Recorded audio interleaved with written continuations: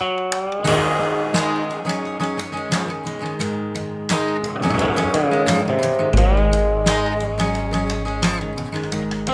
welcome back to the Mouse and Men, where we explore the grown-up side of Disney. Be sure to visit us online at themouseandmen.com, where you can find our links to social media, or just find us on Facebook, Instagram, Twitter at the Mouse and Men. Go to YouTube, where you can find where we broadcast the podcast. But hey, thank you for joining us here. I'm Bradley. Across the screen from me is my co-caster, Chris. Chris, you're sipping out of a Golden Girls mug today. What's that? Yes, indeed. Man, I tell you what, you have done a really amazing job creating backgrounds for your screen. So whatever topic we're talking about, you've got some amazing background every week. And so I thought I would try to do the same thing with a coffee mug or two. And we talked to our good friend, Jonathan Alvarado, and talked to him about that. It made me think about all the fun you have down at Disney World, think about the wonderful weather that you can experience in Florida. So I thought good weather versus where I'm at right now, where it's snowing outside and it's sleeting and there's ice falling from the sky. It made me think I want to be somewhere warm like Florida. And then I thought about those Golden Girls down in Miami, and I thought it's a perfect way to warm up with each of my favorite characters from the Golden Girls. It is perfect. And hey, I've got to say thank you already to our guest today, Jonathan Alvarado, because what a great interview this is. He's always been a Disney fan, and that led him to getting a job at Disney. When he first started, they said, "What do you want to do?" He said, "I want to work on Fantasmic, the show." He got to do that. So he tells us about that. He tells us about other things that he's done while he's employed at Walt Disney World. And he tells us about what he's doing now. With the pandemic, they're not doing those shows like they were before. So he's now an attraction host at Mission Space, which is my background, a Mission Space pod. So we get into all sorts of awesome stuff with Jonathan today in this episode of the Mouse and Men. As we're going there, are you saying that you did a Mission Space themed podcast while in a Mission Space themed pod?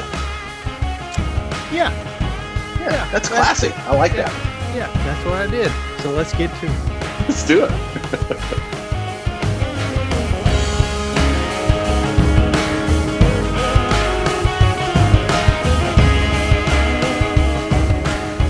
So Jonathan, I know you told me you grew up in Chicago, you moved to Nashville for a few years, and then you're now down at Disney. What took you down to Orlando in Disney?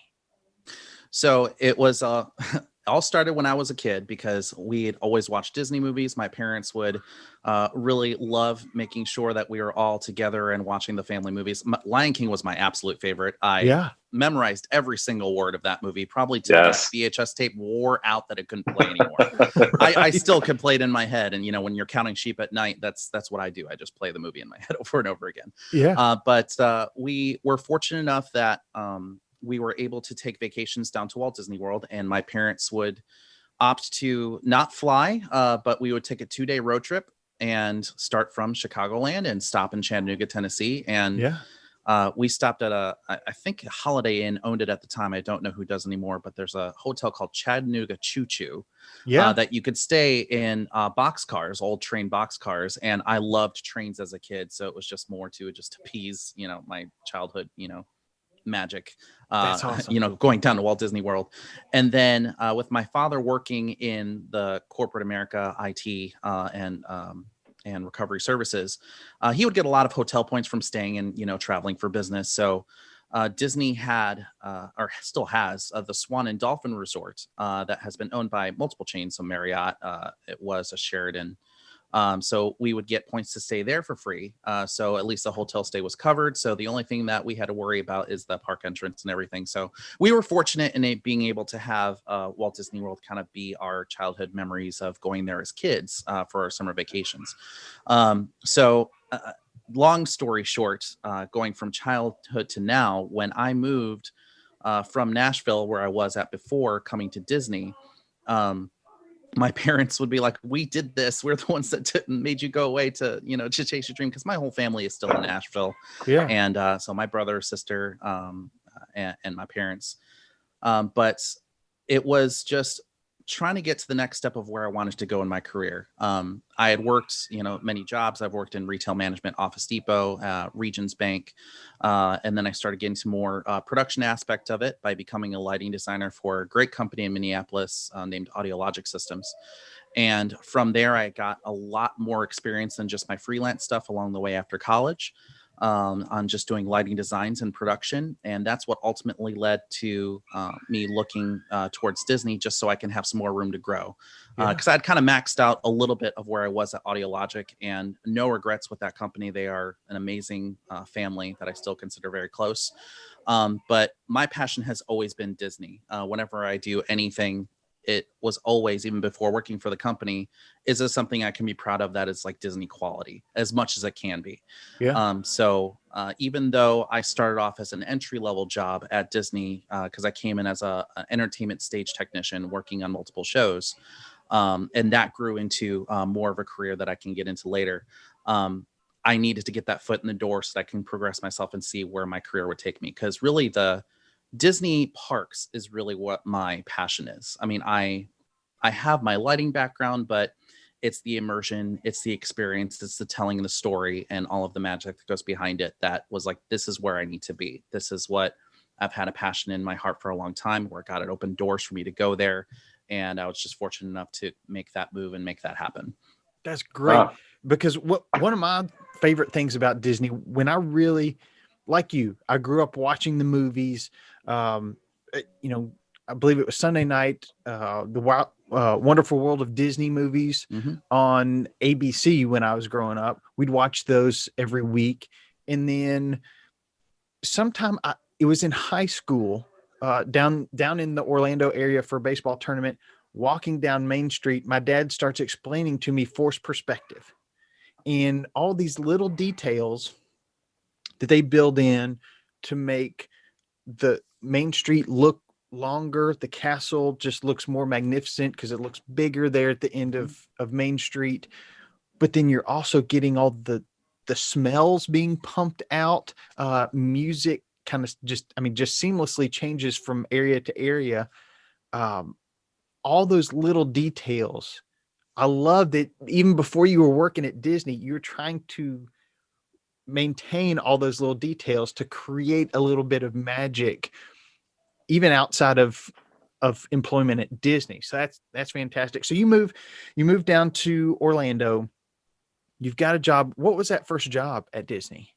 So I got the entry-level job of entertainment stage technician, was the technical title.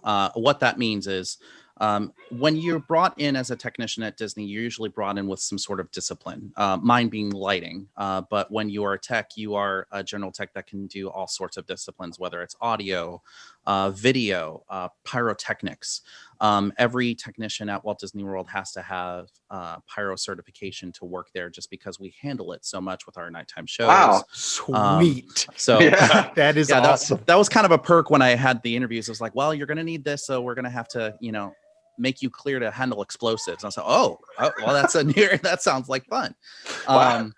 So, the things that make you, light up and stuff. So, but when I had my interviews to work for Walt Disney World, the HR rep had asked, what do you want to do when you get here? Like, what do you see as something that like you want to get to? And I said, you know what, I will start scrubbing toilets if I have to work on Fantasmic as a technician. Fantasmic is a nighttime show at Hollywood Studios that has just every element that you can think of. It has video projection on water, live characters, fireworks, special effects, lighting. I mean, the whole gamut. It's a 9,000 seat outdoor amphitheater. For those of you that don't know what Fantasmic is. And as a kid, it was one of my most cherished memories, just watching and seeing Sorcerer Mickey show up at the top of a mountain and just conduct this amazing finale of lighting and pyrotechnics. And it's always been my favorite. So I said, I will start wherever I need to get to that point. Luckily, I had gone through a couple of interviews, which was the last one was pretty intense, but something that I actually really enjoyed because it was more technical. I was like, wow, they're actually asking me real like theatrical questions, not just, hey, do you like Mickey Mouse and everything, and and just, do you have the right attitude? It was a good technical interview as well. But my first day on the job, you have to read through a lot of manuals, a lot of safety regulation. As you can imagine, Disney is very, very focused on safety. It's our number one priority in everything that we do. And after reading all of my orientation documents, the next thing that I saw was my operating guide for Fantasmic. And I looked at my leader at the time. I said, excuse me, is this supposed to be here? I was supposed to be scrubbing toilets, when I came in here. He says, oh yeah, you're going to be working Fantasmic. Did no one tell you? I said, no, but in my head I was dancing and like everything was cool. Just so, I was jumping for joy in my head and just trying to keep my cool. Like, this is your first day. Don't act crazy. But I was really, really excited. So my first stage, getting to Walt Disney World, I worked Fantasmic, and I mainly worked on that exclusively for a couple of years, doing lighting maintenance, shooting a follow spot for the show, and some other various things on the island, our stage, it's a moat stage. But I still cherish it. I can still probably walk step by step through each and every queue on that show. But it's one of the best shows, in my opinion, that we have on property. Right now, It's not operating because of COVID, but hopefully soon we'll see it again. Jonathan, knowing your memories growing up there and going to Fantasmic as a kid, and not knowing all of the behind the scenes stuff that goes into it, but then actually getting the job and working at Fantasmic and then doing it for a couple of years, do you now know if even a show that seems very set in stone and similar every night, has it morphed over the time that you saw it as a kid versus what now is happening or when it's up, when you worked on it? So I'll answer this in two kind of parts. One is my perspective, and I get this question a lot of, does working for Disney now ruin the magic? I've had a lot of people ask me that, and the answer is absolutely not. And the reason being, and I still remember it, it's like a light switch. I went in my first day working for the company, in an office building, reading all these manuals and stuff, right? That my last impression of Disney was as a guest. I was walking down Main Street, and as you were talking about the forced perspective and the smells and all of the environmental and the immersion that Disney does, you have that magical element to it.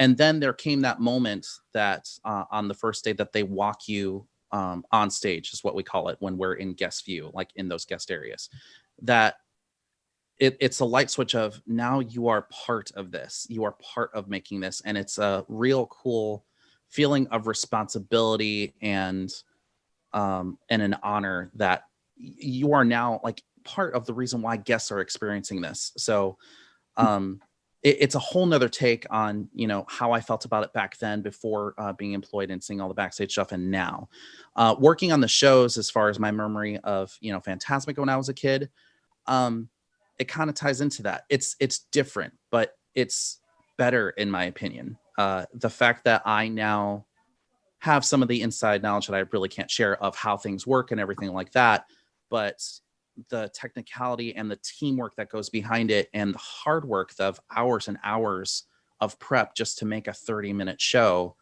is so invigorating, and it's wonderful. I really don't know how to describe it.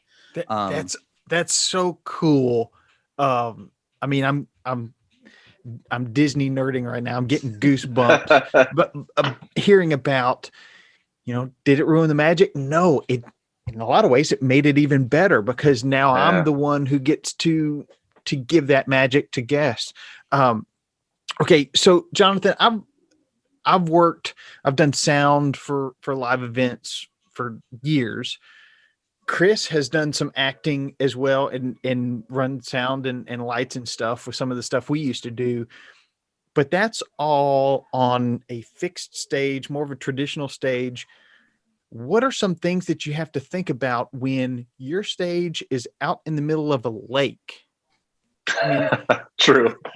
Not a lot of people have that as a stage. So sure. What were some of the things that you had to learn coming from more of a land background and now putting all that on water. Land in indoor venues that, you don't have to worry about the elements of rain. It's Right. Florida. It can rain any second. It could have a forecast of nothing and you get a downpour. Yeah. So it's actually twofold. Not only do we have our fixed stages, right? So one of the draws that Disney has versus a lot of freelance workers that are in entertainment that do tours and stuff like that, that you have to, construct, all the stages and, run audio lines, video lines, lighting lines, and everything. We also have that type of element with all of our events. So we have one of our largest events that we have at Walt Disney World is our marathons. We usually have 4 a year, and a lot of people don't even, like, one day they'll go to the parks and they'll go to their hotel and go to sleep, and the next morning when they're ready to run, there's a full stage with lighting and pyro and scissor lifts and photographers, and everything is set up overnight, that you still get that element. So even that, we have to really plan ahead of what can happen in any type of situation, whether it's rain, sunshine, harshness of the conditions. So our designers and our planners that we have at Walt Disney World really pay close attention to what type of equipment we use. So there's a lot of IP65 rated, which is water resistant, that we can have fixtures outdoors that in case it starts downpouring, it's not going to ruin anything. Yeah. We usually can set up trailers that has all of our, soundboards and lighting consoles that are in that can be enclosed. So we have that controlled environment. So that's all of our events. So we still have some of that aspect, but for a lot of what you're talking about with Fantasmic, being an outdoor stage, again, safety being the number one, making sure that, we don't have any slippery terrain that can potentially injure any of our characters, technicians, including our guests. So we have a whole team at Walt Disney World that monitors the weather as far as lightning, because if there's lightning within a certain radius, we just want to make sure that there's no risk of having any strikes in the nearby vicinity. So there's a lot of things that go into it, just being in different environments. The castle stage at Magic Kingdom, same type of thing, that we have a stage that are outdoors that there's a team of techs after it rains that are squeegeing, all of the stage to make sure that it's dry, and, air blowers and stuff like that. But there's a lot of things that go into our shows just to make sure they're as safe as possible. And the fact that we've had a whole team of people at Disney Parks Live Entertainment and Imagineers for, some of our more established shows and attractions, that think ahead for what to do for every type of scenario, it makes our job a little bit easier. That's awesome. Yeah, I mean, I've done some outdoor stuff, but never with that, things rated for working in wet conditions. And it's always that mad dash to get everything covered, pull power so nothing shorts out. And I mean, I know that having stuff rated for wet conditions doesn't prevent it from malfunctioning if it gets too wet. Nope, sure doesn't. but I'm sure that it helps you breathe a little bit easier. But that's, I mean, it's fantastic. It's Fantasmic even. Yeah. That's so cool. So, I mean, Fantasmic is 30-minute show. What does your day look like getting ready for that? I mean, how long before the show starts are you showing up? I mean, is it because it happens every day? I mean, I feel like it's kind of everything just slides back, goes into its place, almost ready for the next day. But what does a work day look like for someone working on Fantasmic? Sure. So Fantasmic has over 20 technicians, multiple stage managers, over 40, I think almost 50 characters, at least if my memory serves me correct. So it is all for one 30-minute all for show. one 30-minute show. And it is an 8-hour work day for us technicians. So we'll start off every morning, with a meeting just to kind of give updates for our stage, other stages, resort wide.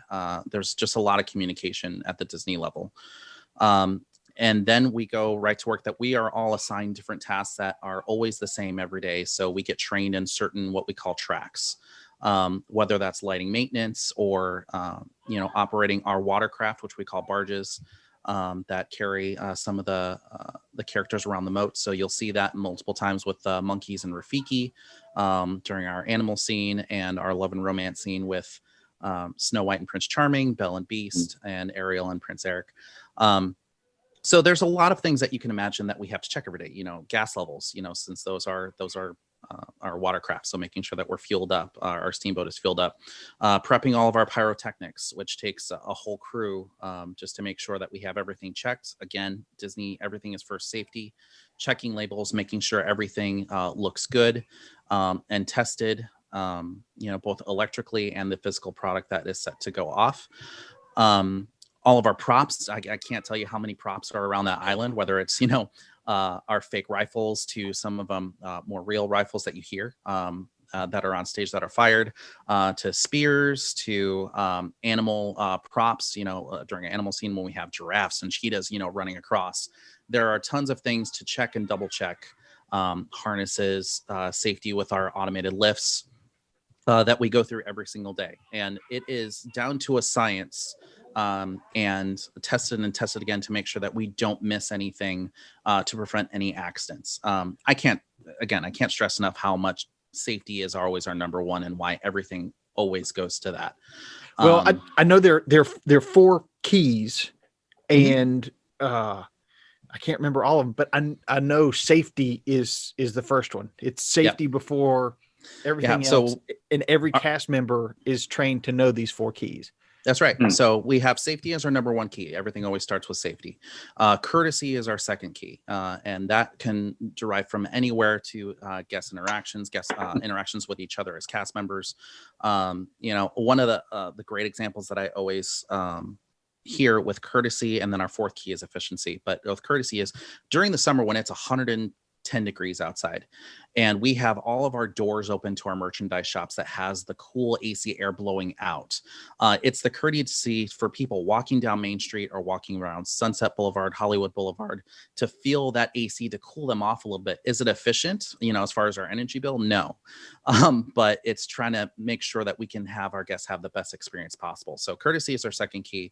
Our 3rd key is show, to make sure that everything that we have and showing guests, and that's not limited to our entertainment shows. I mean, yes, entertainment is a huge part of our operation, but show means our uniforms pressed and clean and tidy, our name tags straight. Do we have our beard properly trimmed and our hair cut nice and neat. It's everything to make sure that our presentation and what we're showing our guests is quality, is with respect, and to the best of our ability. So 3rd key is show, and then our 4th key is efficiency, making sure that we have everything that everything down the line that we're doing the most efficient way possible, whether it's how we work, to how we budget, to all of our utilities and so forth. And then we've added a 5th key, which is inclusion, that we've just added this year, which I'm excited about. And it goes so far beyond what a lot of people in the media talk about. It's making sure that we have equal opportunity for everybody. One of the things that I am proud of working at Disney is we really strive for, it doesn't matter who you are. I mean, every human being on this earth has the right to experience the magic that we have here. And we look at everybody the same way. And for me personally, with how I feel, loving everybody as God told us to love others, it just kind of, it resonates for me that it doesn't matter who you are. I don't know who you are, but there's no judgment here. We are just here to make sure that you have the most magical, best experience possible.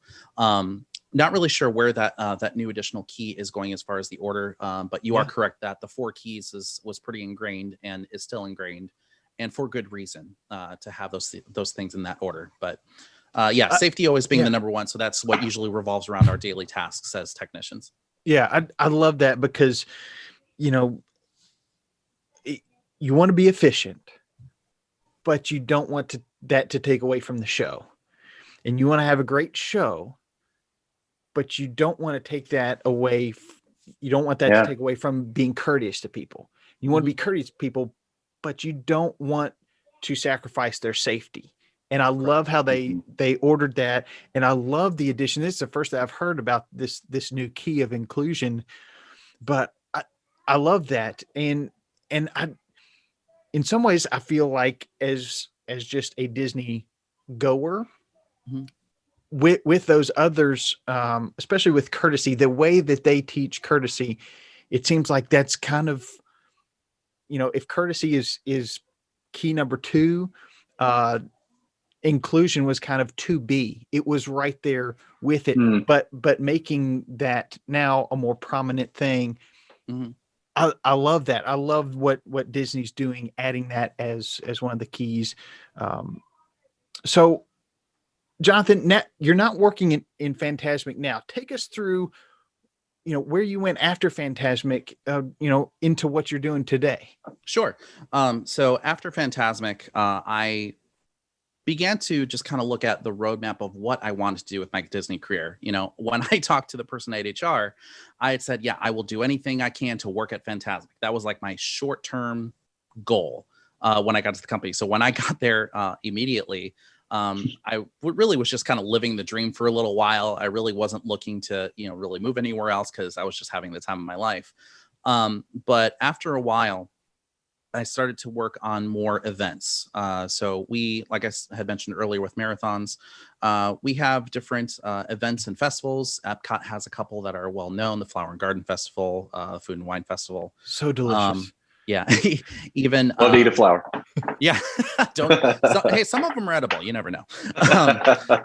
We have our ESPN Wide World of Sports that we hold a lot of events. Cheer leading competitions are a huge part of that. So that usually happens. I usually say it's a whole year-round thing, but it's usually about 6 to 8 months that we go in as technicians and put on that production for all of those competitions. And another division is Disney Entertainment Group, where we have outside companies that come in and want to utilize Walt Disney World as their backdrop, as their space, whether it's a meeting, whether it's a celebration within a corporate company, et cetera, et cetera.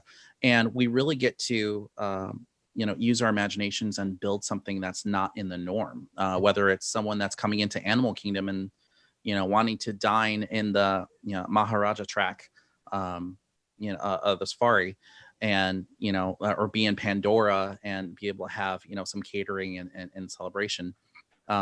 We get to kind of go off the cuff and put in some accent lighting and have some sound creation and stuff like that.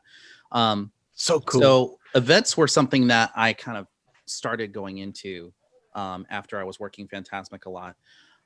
Then one of the jobs that is kind of forgotten about, but is probably one of the hardest jobs as far as just brain power and trying to putting all the puzzle pieces together, is entertainment scheduling. So we had over 700 technicians at the time when I went into entertainment scheduling. Wow. As a leader. And every week, a schedule comes out every week for technicians to let them know exactly where they're going to be working, what shifts, what stages, what events. And putting all of those puzzle pieces together is part of a small team that each park will have either 1 or 2 schedulers to manage, and all of our entertainment managers and stage managers will come together and express their needs of what needs to happen, whether it's maintenance that's coming up or events that are coming up or just the daily operations, and putting all of those technicians in place and making sure their training is up to date. So I worked there for a little over half a year. And that helped me a lot in my career with getting to network with different managers, different lines of business, and also all of the technicians, and getting the rapport with the people that I worked with, just to make sure that not only was the company being taken care of with the operations, but also the cast members. They have, family vacations that they have to do, unexpected things that they need to work within the schedule. Like, hey, I need this time off. Is there anything that we can do, and try to work the schedule and work with other cast members? So it's a thankless job sometimes, but everybody that I worked with up there just had the heart of of the technicians and cast members, because they are them. They came from being techs, so they have that understanding. So working there really exposed me to a lot. Like I said, I got to network a lot. So after that, I got a quick question. Yeah, go ahead. Are there times that you, you've got technicians who work Fantasmic. Now they may not be working that day, and you're short on technicians in another show. Is there any switching back and forth like that to kind of plug holes when Yeah. needed, or More often than you think? I mean, everything's so, I mean, every detail, I'm sure it's mapped out. You know, you've got a manual and you know what to do next, but Mhm. you also have to have that technical expertise of the tools that you're using. Right. But with 700, that's a lot of jobs. That's a lot of holes to fill. Mm-hmm. It is, but it's the cool thing too of seeing one, just how all of the pieces fit together, and all the different tracks and positions that a single stage show might have, like Fantasmic is one of our larger ones. Yeah. But as a tech, we are trained exclusively on a show and a certain track for a block of time. So we might have 5 days of training, and then 4 or 5 days of what we call burn in, that it's just, we do not get scheduled anywhere else but that track. So it's kind of burned in our memory. And that way we, make sure that we will have that ingrained, almost like muscle memory, I guess is the best way to describe it. Yeah. And it really does become that, that even I haven't worked Fantasmic in now a couple of years, but it's still in my muscle memory to do some of those things that I can probably go in my head and walk through every single thing that I would need to do. So even with, some people have to call off of work, because of sickness and stuff like that, there would still be the need for people to, even the day of, it's like, hey, we need to pull you from Fantasmic to work Indiana Jones Epic Spectacular because there's a hole or there's a need, and we'll shift some people around. Yeah. So there's a whole nother person that deals with day of stuff that to be able to do that. But that's a good thing with, with cross training and being flexible with our technicians knowing multiple tracks, multiple stages. So that way we can guarantee that, we won't sacrifice downing any shows for our guests, because downing a show is probably the worst thing that we can imagine. We already have to do it whenever rain comes with some of our outdoor shows. Like if it's downpouring, we can't put on Fantasmic or, the castle shows at Magic Kingdom. But if there's a way that we can prevent any of that, including our staffing and our guidelines, we're going to do it. That's awesome. With the idea of having inclement weather, and I know that for Central Florida, it's more likely high heat, humidity, rain, thunderstorms, hurricanes, that kind of thing, versus snowstorms and that idea. When you have to cancel Fantasmic, when you were on that stage show, is it just like, okay, everything is just kind of pushed back and covered until tomorrow? Or is there a whole shutdown process that even if you don't do the show, you still have to perform these duties regardless of if a firework goes off or a character takes the stage? Yep. No, there are still tasks and responsibilities that we have to do even if we down a show. Our goal is we will wait until the last possible second to cancel. That includes, if we have a loaded amphitheater of 9,000 guests and the weather is spotty, we have all of our props and all of our pyro and everything covered up in a way that we can put on the show in an instant if we needed to. So if it's like drizzling for, an hour right before showtime, and there's that small window of a half hour that it's not going to rain, we're going to try to put on that show. There's nothing worse than having to tell guests that the show is canceled. And working the follow spot lighting tracks that I did at Fantasmic, you're surrounded by the guests. You're at the back of the house and you could see all of the guests in front of you. And it's the worst feeling in the world when you have to cancel it. But luckily for Fantasmic and some shows, we have something called a contingency. So even if we do have to cancel Fantasmic, that we cannot use our live performers, there is kind of what we call a rain backup show that we can have music and lighting synchronized to a soundtrack and have all the pyro that's blown off. That way, not only do we give the guests something of an experience, we call it the taste of Fantasmic, but we also can discharge all of our pyro safely, because as soon as all of that pyrotechnics are loaded, it is a lot safer to ignite those and launch those than it is to try to unplug them safely, and kind of keep them and get them wrapped up. So it's just safer that way if we can blow those off and also give the guests a show in the process. That's awesome. So after I'm just thinking, okay, we can't have the show. Well, let's just do this other thing and blow our pyrotechnics. It's safer that way. That to me, that's just awesome. So after you worked in scheduling for a little bit, what was that next step at Disney? After I worked scheduling, and like I said, I had made a lot of network connections with different managers. There ended up being an opening at one of our newer shows called the Disney Junior Dance Party. We've always had a Disney Junior show. So when I was a technician on Fantasmic, like I was telling you, that we have our technicians cross-trained at other stages just in case they need to pull and have coverage. Yeah. I also learned our puppet show called Disney Junior Live on Stage, which was in that same venue that our new show was going into. So knowing the venue and having an appreciation for Disney Junior, I have now a almost 4-year-old daughter that loves Disney Junior. I saw that opportunity to become a lighting crew chief for the new show Disney Junior Dance Party, and then applied to it. Now, luckily, because my experience at scheduling gave me that networking aspect for all of the managers and stage managers, they already knew me, had the rapport, and knew my work ethic. So I feel that helped me in order to get that opportunity to be a lighting crew chief over at that venue. For those of you that know more of a technical aspect of things, Fantasmic has 84 moving lights, and we are a large outdoor amphitheater. That's a lot of lighting technology. Our new show, the Disney Junior Dance Party, that was indoors, a lot smaller stage, has 76. So not that far off from our large 9,000 seat amphitheater show. Yeah. So it required a lot of knowledge and maintenance and planning and leading in order to get that stage fully functional. And our job as crew chiefs, whether it's lighting, video, audio, is sustainment. We want to make sure that the show that the designers over at Disney Parks Live Entertainment made for our guests stay the same as it was from day one to present day. And we work tirelessly to do that, doing overnight calls just to bring down all of our lighting rig and clean and maintain. So I got my opportunity to do that year before last, and I've been there ever since, up until we closed for the pandemic.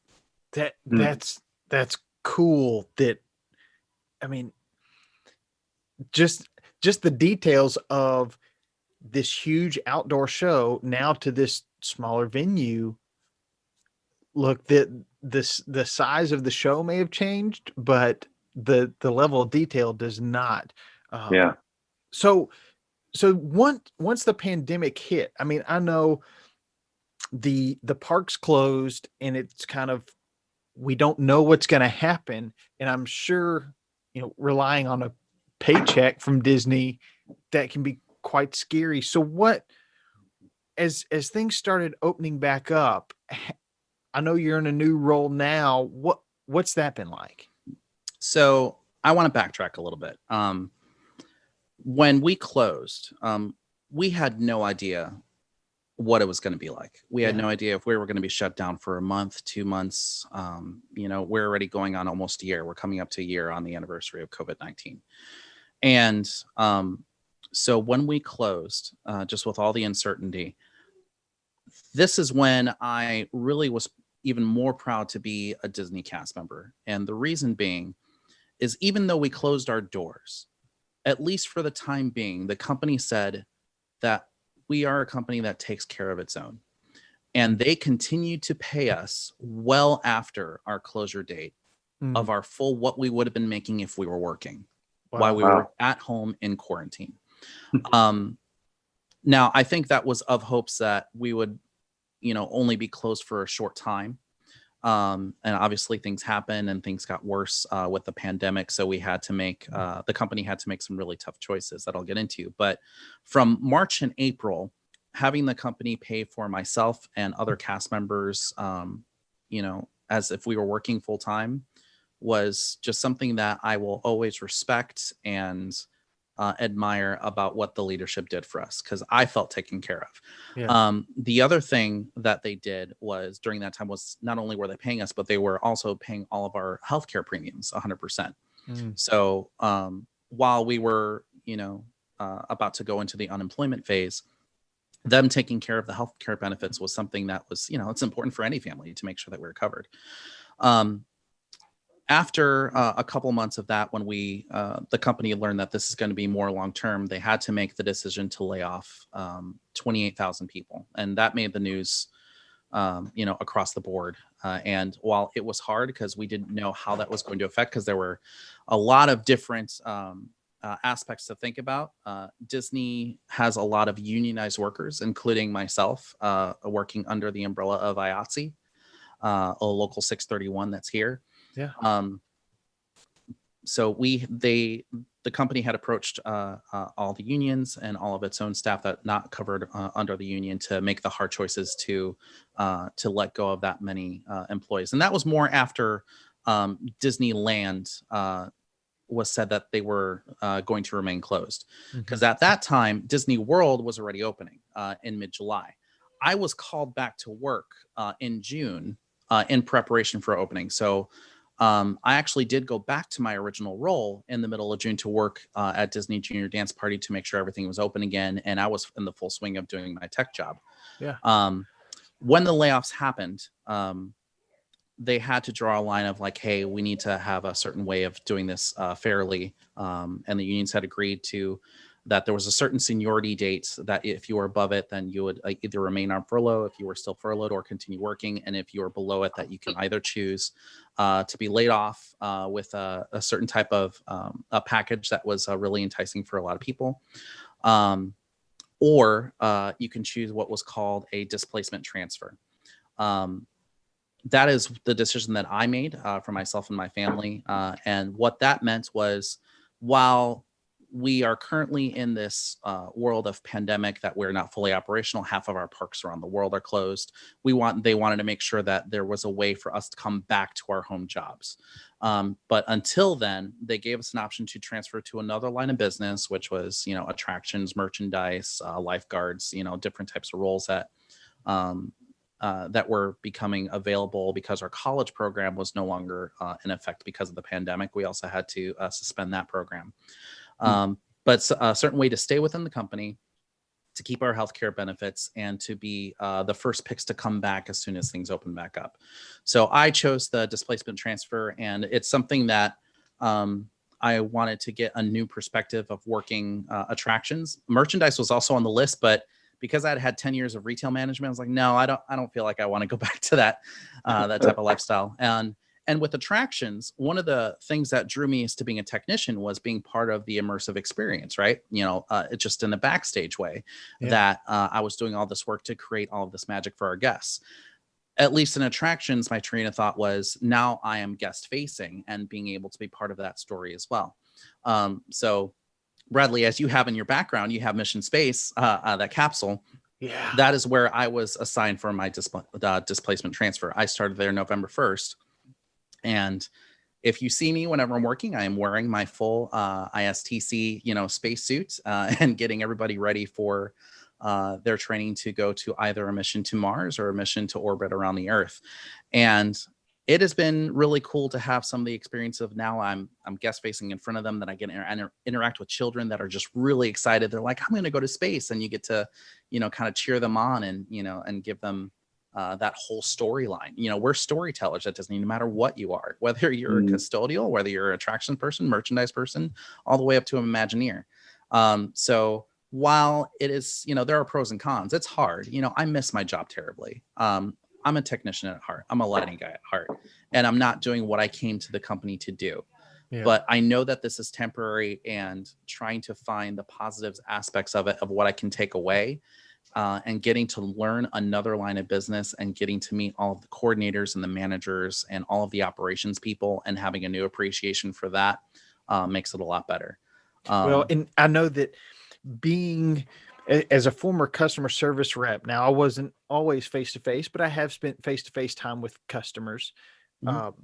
But talking to them on the phone, you get all the extremes. So you get the people who are really excited to be there, and I'm sure that greatly outweighs the opposite. But you also get, kids walking into mission space, they're exhausted. They may be throwing a temper tantrum. Parents are not happy because they were told it's a 30-minute wait, something went down, and now they've been waiting for over an hour. Mhm. And so it's always interesting getting to see those polar opposites, but seeing all these, especially kids, just see that magic come alive. Mm. And I also like watching parents as a new dad myself. I've got a 1-year-old running around at home. When he gets excited about something, when he starts dancing because the music that he likes come on, Mhm. I know I light up, and getting to see that on other parents, just has to be so rewarding. Oh And that's yeah. something that with Fantasmic, if you get a little bit, you get to see some of the crowd, but Mhm. you're still at a little bit of a distance. Now you're face to face with them. That's got to be rewarding. And it's rewarding both for adults and kids. Yeah. That's one of the things I actually really like about working the attraction at Mission Space, because you have the kid generation that is just excited to go around space, and usually they're choosing the Earth mission, which is our less intense mission, and the excitement of them really believing, because of our immersion of what we have, that they are getting into a space shuttle and launching themselves around the Earth. And then you have the adults that Mission Space is probably one of our most intense rides at Walt Disney World.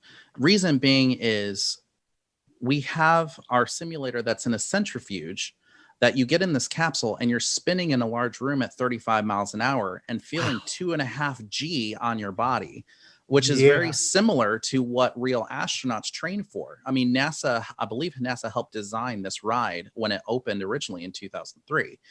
And sometimes when you are, greeting guests, or having that guest interaction as they're leaving the attraction, more often than not, especially on that more intense side mission, I have a lot of adults that are just smiling from ear to ear, and I can even see it through their mask, because you can tell through their eyes, and them tell me that is the best ride on Disney property, and I cannot wait to go on it again. And you can That's awesome. experience the ride. There's four different jobs that you can take on the capsule. So as you can see in the background, you have the engineer spot that's on the right, that you have different tasks. You also have the commander spot, the pilot spot, and the navigator spot. So I have adults that will literally go back in line and just to try it again. And that's just one of the many things that people ask me, well, is Disney just for kids? No, it's not. Adults have just as much fun, or sometimes even more fun, because there's something for everybody at the parks. Well, and Chris and I have talked about this before. Neither one of us has been down to Galaxy's Edge. Oh, And I look, I'm trying to scheme some way that my wife will let me just take a 1-day trip just to experience it. But I got to think that Mission Space helped set up the Millennium Falcon, where I believe there are 6 different positions. There are, yes. So you have 2 pilots, 2 engineers, and 2 gunners on that. So, I've ridden Mission Space, really cool. I've only heard that, getting to fly the Millennium Falcon is just unreal. And I got to think it all started here, orbiting Earth and taking a mission to Mars. Mhm. But it's so exciting because, I remember growing up, you always wanted to be a firefighter, a policeman, or an astronaut, or whatever your parents did. That was kind of the 4 things you wanted to do. I mean, everybody wants to be an astronaut, but how many people actually get to do that? But here at Mission Space, you get to experience that. So, Jonathan, yeah, I mean, you kind of alluded to it, but what's your sell to an adult who's like, I don't know about this Walt Disney World thing. What would be your sales pitch to them? Well, let me touch base on what you were excited about with Galaxy's Edge for a second. So, Please. as I'm 36. I just turned 36. And even people that are older than me have Star Wars so ingrained in their childhood. And whatever your opinion is on the movies, of how Disney and Lucasfilm have, done the later movies, and your opinions of those, Galaxy's Edge is by far one of the most immersive places I've ever been. I was lucky enough that when it opened and I was a cast member, they gave us previews of the land before opening it up to the general public. Yes. And I remember walking in with one of my friends who actually now just moved back to Franklin, Tennessee. And it was Jeff and I were standing in front of this real scale, live in front of us Millennium Falcon, and I just stood there and a tear came down my eyes. And I guess I'm an emotional guy and stuff like that, but I hear that story time and time again because you always dreamed of it as a kid of, man, that's a whole nother world. If only I can live in that Star Wars universe. Right. And here they build this land that Disney is really, really good about immersion. That you can stand in Galaxy's Edge and you won't see anything else in the park. You're only seeing the planet of Batuu. That's so versus, cool. I won't name the other parks, but you can stand in one type of, dinosaur world and see a wizard castle that's on the side. And while you're standing in the same place, and I'm like, and it's just like, wait, which way am I in? Yeah, but it loses that magic. It really does. So the fact that, you have that immersion that you're just surrounded by it. And not only, and we kind of touched on this earlier when you were talking about Main Street with the sounds and the smells and everything like that. They put that everywhere. So you're hearing ships blast off. You're seeing all of the, the tattered marketplace, fabrics of, merchants that are just trying to throw something together and sell you something, and trying to get away, and smugglers and stuff like that. Yeah. And then you have these two incredible attractions. So you touch base on the Millennium Falcon ride called Smuggler's Run, that you get to pilot the Millennium Falcon. Yeah. And I was able to bring guests on one of my previews, and I brought my brother, who's a more Star Wars nut than I am. And I was so excited because of how he would react. And I had more of an enjoyment watching his reaction of walking into that place than my own of how I was feeling, because I love giving an experience to other people. That's why my passion is Disney. So being able to have my brother come in as my guest and have him see and live that experience, and seeing stormtroopers going around and Kylo Ren coming off of his ship and going into these, corridors, and you piloting the Millennium Falcon to smuggle some stuff. It's and him piloting and putting it into hyperdrive and light speed. It's a whole nother experience. So cool. So that's the number one thing I'd say for adults, that there's always going to be something that ties into your childhood. I don't know a lot of people that don't like Star Wars, and if they do, they like Star Trek, and then, well, you chose the wrong side. But so whether you were an adult or not, you're going to pluck at those things that were from your childhood from before, whether it's the Disney movies that are more, as they say, childlike, the animation stuff and, the light and fluffy stuff, or Star Wars, that you have that. And then Rise of the Resistance ride is by far probably the most technological, crazy attraction, and my favorite attraction of all time. I'm not going to give anything away because I know some people haven't ridden it yet, but from the moment you get into line, you are already on an experience that you are getting recruited by the rebellion, and going into a whole adventure that you don't even know that you're already on the ride. You don't know that you're already starting the experience, but all of a sudden you are going through a door after door, vehicle after vehicle, getting on a Star Destroyer and seeing just everything in such grand scale, having almost 100 stormtroopers looking at you and having blasters going off, and it's multiple rides putting into one experience. I think it's almost a half hour from start to finish that you just get off of that attraction and you go, what did I just go through? And then you're going right back out into Galaxy's Edge, which is where they leave you off in the attraction. So it's not like you're having even that break of that, that wall that you're just, I can't say enough about that. And I wish I could give spoilers, but I'm not going to, because that would just be a disservice. But so that's number one, as far as, tuning into, some of the things from your childhood, whether it be, Star Wars or other things. Other things that I love as an adult at Disney, and it just kind of grew over time. When I was a kid, I always loved Magic Kingdom. I always loved, Hollywood Studios and Animal Kingdom. as I grow older and wiser, I begin to more appreciate stuff around the world culture. I love eating. I love drinking, responsibly.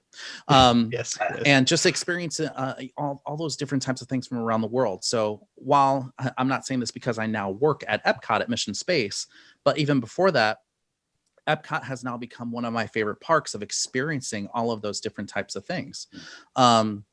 Even before pandemic, when we had some of our cast members that are from Japan work in our Japan pavilion, and Morocco and China, and being able to have that immersion of what they built for us as far as the landscaping and the building architecture and the food.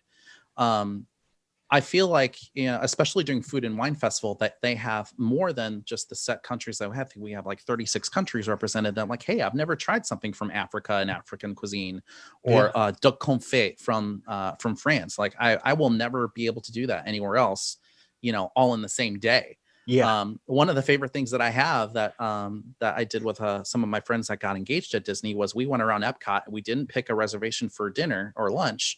We just said, you know what, we're going to go to all of these quick service stands and get like a little appetizer, a little something, and we'll split it 4 ways.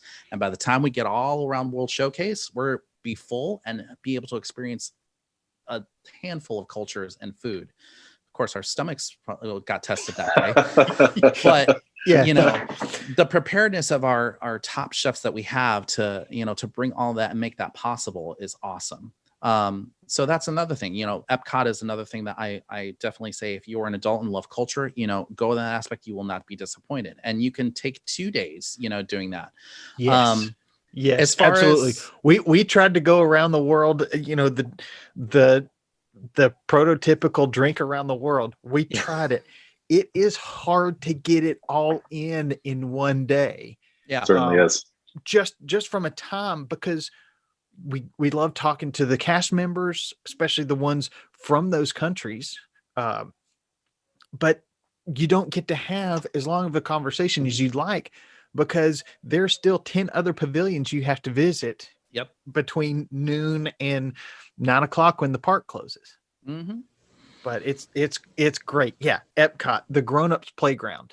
It really is. And it's not even limited to that. Like, you don't necessarily have to go to the parks in order to enjoy Disney. So, I mean, I have not met a female yet that does not like to shop. And here, when I was a kid, it was called Disney Village. Then it became Downtown Disney, where it was, they had Pleasure Island that was for adults, and they had all of these Disney shops that were, more catered for kids, and just had that Disney aspect of it. And then it evolved into what is currently known as Disney Springs, that has a lot more shops that have all of the different companies that come in, and they have spaces there that you can spend multiple days there. And not only for shops, but restaurants. I have some favorites at Disney Springs that I love eating to. The Boathouse is still my favorite place to eat. Yes. And if you like lobster bisque soup, it's the best I've ever had anywhere in the country. And I've my favorite used to be Chris Steakhouse, in Chicago, and then that completely just obliterated it. So I'm getting hungry already. Yeah, I know. Right? So you have the shopping and dining aspect, not only in the parks, but at Disney Springs. At a lot of the resorts, they have full day spas that you can go to. I have some really good friends of mine that as a pastor at a church and his wife, and I met them at a conference in Okoboji, Iowa, that I've been doing for the last 12 or 13 years. And they say, hey, Jonathan, we're thinking about coming down to Disney, just us two.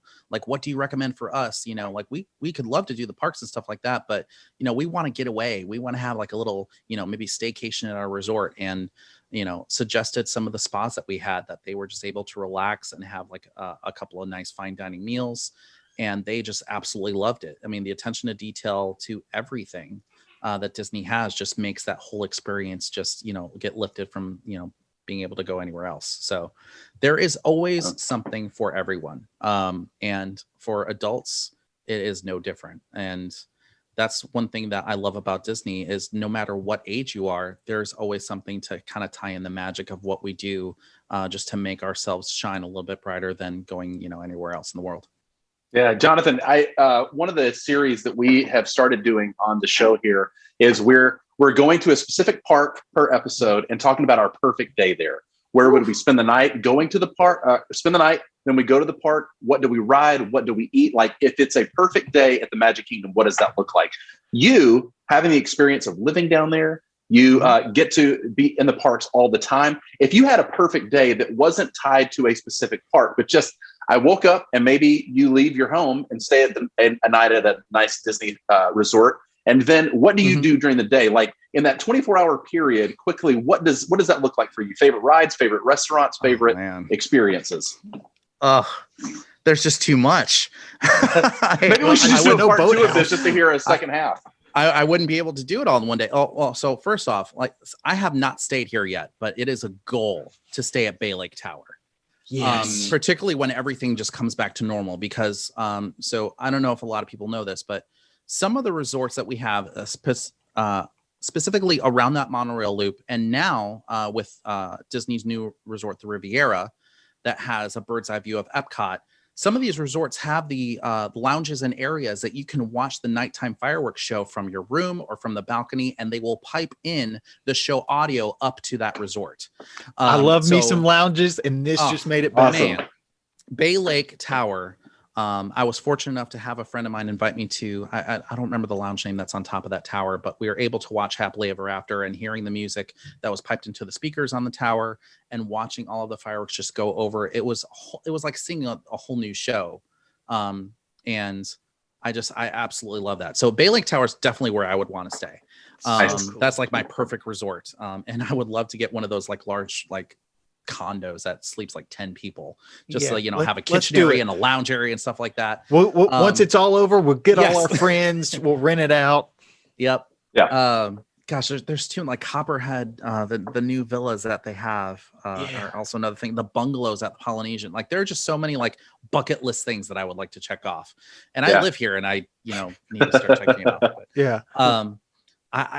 I hope that you don't ask me my favorite part, because like I think I'm always going to be tied down to Hollywood Studios because that's my home. That's where Fantasmic is. But there's just, my daughter loves Animal Kingdom, and I just love this just watching her just eyes wide open when she's seeing the lions roar at the safari, or seeing the Navi Rhinner journey with all of the immersiveness of that. And she loved Rivers of Light when that was still a show, and I'm still very sad that we couldn't continue that show. A lot of people didn't like it just because it wasn't very Disney IP at first when it came out, but Animal Kingdom is a park that's dedicated to nature and animals, and the way that they told that story was just beautiful. And I think right under Rise of the Resistance as being my favorite ride, Expedition Everest is got to be my number 2. That G-force when you're going backwards inside and feeling your just whole body gets sucked down to the seat. I love that adrenaline. And unfortunately, my 4-year-old is exactly like that, and she cannot wait to get over 48 inches to ride some of the rides. She's at 41 right now, and she's just like begging. She's like, I want to go more intense, more. She loves Test Track, and it's just it's a great way to get her to eat her vegetables. Good luck with that. I've been trying the strawberries is about all that she'll eat. And then she'll dip them in ketchup, and I just don't understand it. They're both red. It's supposed to work. I guess that's true. That's true. Hey, really quick question. Is Mission Space still sponsored corporately, or is it its own thing these days? I think Space used to be sponsored by HP. The HP lounge has moved. We still have HP on our insignias. I do not know for sure if they still have a corporate sponsorship or not. Okay, so that was my question, is that I heard and have never experienced that there is a lounge at Mission Space for people from HP. And if they're no longer corporate sponsor, is that space just for the employees to do what they wish? And again, I know that there's certain things you can't talk about from behind the scenes. No, that's not. I don't think that's a secret that there's corporate sponsors that we have, such as Chevrolet is sponsoring Test Track. So they have a lounge at Test Track that they're able to do. And actually, one thing that I didn't even know until I started working there, when you exit Test Track, there are some, new vehicles, new 2021 Chevy vehicles that are out there. And that is actually a dealership that they have Chevy employees that you can buy cars there. When you're going on that outdoor loop from the ride, and you're kind of circling around this, this Test Track logo that has cars parked all around the edge of the circle. That's some of their stock that you can buy cars directly at the park. I Oh, never that's knew cool. that. And I was like, wait, real? Oh, I guess that makes sense with all the dealer tags that are on the, on the showroom and stuff like that. But there are some attractions, and I couldn't name a lot of them, unfortunately, for you, that have corporate sponsors that usually had an area set aside for those corporate lounges and stuff like that. There is no longer a lounge for HP at Mission Space. I believe it has moved. I don't know exactly where it has moved to. But right now we just utilize it for some storage and some restrooms for its cast. Gotcha. But it's not utilized very much anymore in the way that it used to be. Yeah. Understandable. One of the things that Bradley and I have talked about a lot on this show is our fear for people like you, other cast members who, since the pandemic, have just been in a situation where they just didn't expect it pre-pandemic. And we've talked a bit about this on the show about how do we, as fans of Disney, support those cast members that still may be without a job or trying to figure out what's the next move for them. Is there a specific place that us laymen can go to try to support cast members who are either just now getting back in the swing of things? And again, you were saying that half of the theme parks around the world still aren't open. So I imagine that Orlando, it feels like a blessing to be able to come back. But for those that haven't been able to or not going to, is there a place that we can go to support them in that the work of figuring out what's next or supporting themselves day to day? Sure. So I have two answers to that. And one of them, I don't know if it's still valid because I honestly haven't checked lately. But there was a small, I guess you could call it an organization or a group of people that started something called the Cast Member Pantry. When we were down in quarantine, all the parks were closed and everything like that. A lot of the cast members turned to each other for help. And there was a small group of cast members that decided to put together this pantry of food items, dry food, non-perishables, that people that really needed to, didn't know where that next meal was coming from. They were able to go there and get stuff without, paying anything. And a lot of people from outside were able to donate through Facebook, I think was their main page. And I think you could still look it up on Facebook to donate. I think Josh Gad or there was another celebrity that also tweeted about it or stuff like that. So I believe that might be still current. But the number one thing I'd say is all of us just want our jobs back. Like we're not looking for a handout or anything like that. While, when the world was completely shut down, obviously, the unemployment checks and CARES Act and everything like that helped. We don't do well sitting down. we need to be active in doing our jobs and making magic for guests. That's why we came here. I will say this for anybody that is hesitant about going to the Disney parks because of safety, people that are more worried of the pandemic. When I came back in June, I told my family, my friends, they're like, are you sure you want to go back? The pandemic is just rising and, how safe can it be? I felt more safe going to work at Disney than I did going to Walmart or Publix or anything like that for a couple of different reasons. One, our practices of physical distancing, our cleanliness of, how often that we sanitize our high touch points, things like railings and stuff like that, to our requirement of masks and certain type of masks that are, not going to have gaping holes in them and stuff like that. Us as cast members, we are all given masks to wear that are very comfortable, actually. I wish mine are in my car just to make sure that I always had it. I don't want to leave them without it. Yeah. And then having a face shield, that way we can, be a little bit closer to our guests in order to interact with them. And then, going down for cleaning multiple times a day, for our ride vehicles, and having hand sanitizer dispensers almost every 30 feet. There's that whole thing that Walt wanted a trash can every 30 feet because he measured, how long it would take people to drop trash on the floor at Disneyland. Yeah. And it almost seems like they did the same thing with hand sanitizers. As like, it's going to be on every exit, along every route, et cetera, et cetera. And I could not have felt safer going to work. And that took a lot of the anxiety down when I returned. So even our break spaces in the back as cast members, we're made sure that we're at least 6 feet apart from each other when we're eating and talking. And our stage shows that are up. We have our Frozen sing-along that's up. We have our Disney Junior Play and Dance that's up. We did all of our choreography and stage placements to be physically distant from each other so that we could still have those offerings. So all that being said, if you have any fear of going to the Disney parks, just keep all of that in mind of the extreme measures that we've taken to be safe. Because one of the things that's going to keep us from, keep cast members coming back to work and getting recalled is our attendance coming back to where it needs to be. Now, we have capped our attendance. I believe it's at 35% now. It was 25% when we first opened in June. But there are some times that we're still, we're still not reaching that capacity. And yes, it's our slower season right now. But if we can alleviate the fear and just have people come and, trust me, I'm sure a lot of people need a getaway, and a lot of people need to get a lot of stress off and have Disney, take your mind off things and come to a place that you can feel safe, even in a pandemic, and, have some relief for your heart and your mind. That's going to help because the more guests that come in, obviously, the more income and the more need that we have for entertainment to come back. Disney is not the same without its entertainment. We are an entertainment company, and while they are doing everything that they can to have entertainment offerings until the pandemic gets under control, which the vaccines are out, and we'll see how that goes, and having attendance rise, that's what's really going to help us get back, is to see the normalcy as quick as we can. And then something as simple as just wear your mask. Wear your masks when you're out, in your home state, in your home cities, because the sooner that we can get back to things, as a country, the better it's going to be for everybody. Yeah, well said. Yeah.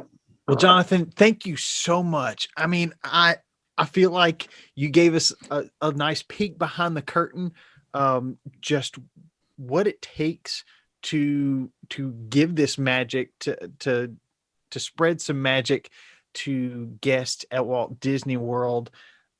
I know I've loved it. So thank you so much for taking some of your time on your day off to spend with us at the Mouse and Men.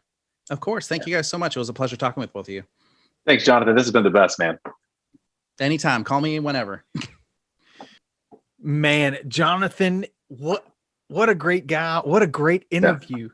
Just all the knowledge that he has as a Disney employee, getting to see a lot of behind the scenes stuff. That was awesome.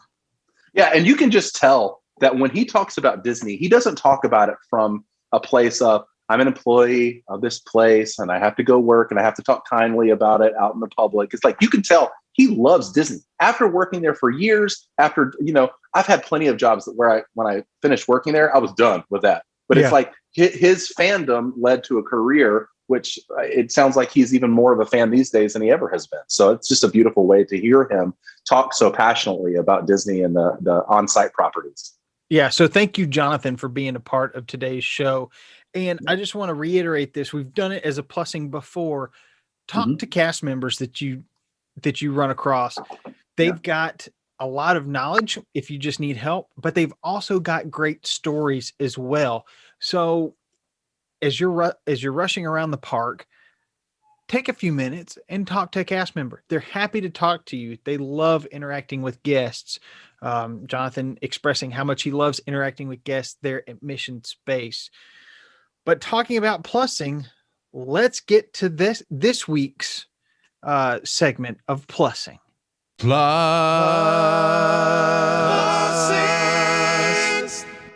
So, Chris, Mission Space, it's not just a ride that they created out of nothing. It's got a backstory. Yeah, and I didn't know this until just recently, but Mission Space, which is what Jonathan was talking about as a place that he currently is working, actually, I thought it was just a ride, kind of like Test Track, that it's like, it may be sponsored by someone, but it's an experience in the parks that's not necessarily tied to a specific intellectual property. But finding out more information, I realized that Mission to Space is actually based on a movie from the year 2000, Mission to Mars. And so Mission Space, our plussing this week is to go watch that movie and to see how well Disney does with some sort of intellectual property. In this case, Mission to Mars, put out by Touchstone, which is a Disney production company under that from 2000. It's got Tim Robbins, Gary Sinise, Don Cheadle, Jerry O'Connell, so many different people in there. I want to go see it. I've read some reviews and said it's one of the most beautiful sci-fi movies they've ever seen. And so to see how Disney Imagineers translated the movie into a property like that, I think it's just a good thing for us all to do. Kind of like placing those roots down just a little bit deeper in that Disney fandom to see that, like, not only have I ridden Mission Space, but I've also seen the movie that it's based on, Mission to Mars. And there's a lot of other intellectual property that we can go take a ride on, whether it's Guardians of the Galaxy rides, Star Wars rides, Pandora with Avatar, all those kinds of things that we know those intellectual properties or those movies much more. But now realizing that this ride was actually based on a movie, I'm going back and watching it this week. So I'm going to do the R Plusing this week as well. Yeah, it looks like it's not available to stream on Disney Plus, Netflix, Hulu, but you can rent it on Prime Video, on YouTube, on Google Play Store. So it looks like it's available to rent a lot of different places for a couple bucks. So check it out, stream it. Man, what a great show today with Jonathan being here. Thank you again to Jonathan. Yeah. He really did bring it. He did. Love hearing his history at Disney, at Walt Disney World. Hope to have him back and hope to have more interviews like that. Be sure to let us know what you thought of the interview by finding us on social media at The Mouse and Men, or go to our website, themouseandmen.com, where you can email us, find all of our social links, or you can download our top 10 things for grown-ups to do at Walt Disney World. Of course, you can always find us on YouTube, where we broadcast the podcast. And what I love about Jonathan's story is it all started when he was a kid, and he's a grown-up in charge of pyrotechnics. So he has done quite a bit of maturing. They don't just let anybody control pyrotechnics. But it's a great reminder that you don't want to grow up too fast. But you gotta keep exploring.